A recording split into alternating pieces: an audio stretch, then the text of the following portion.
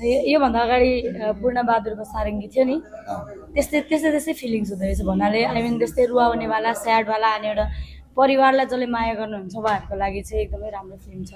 तपाईँ सुरुमा हेर्ने बित्तिकै कहाँ कसलाई सम्झिनु भयो हुन्छ नि?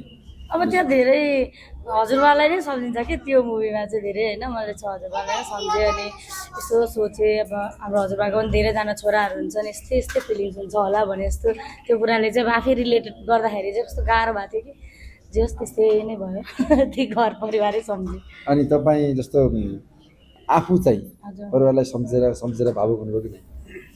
त्यही त भावुक त भयो अब तर त्यस्तो मलाई त आँसु नै त झारिनँ तर जस 2-3 चोटि हुन्छ नि 2-3 चोटि चाहिँ रुन खोज्दा थिएँ अनि लास्टमा चाहिँ रोइ नै सक्यो थिएँ ठ्याक्क फिल्म सक्यो ओहो धन्न अब चाहिँ कन्ट्रोल गर्नु पर्दैन भने जस्तो भयो।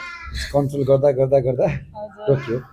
हजुर गर्मी नै भइसक्यो कान तातो भइसक्यो होइन रुन मन लागेर के अहिले गाला रातो भएर होला अनि त्यसपछि ठ्याक्क फिल्म सक्यो ल भने जस्तो भयो जस मैले कन्ट्रोल गरेर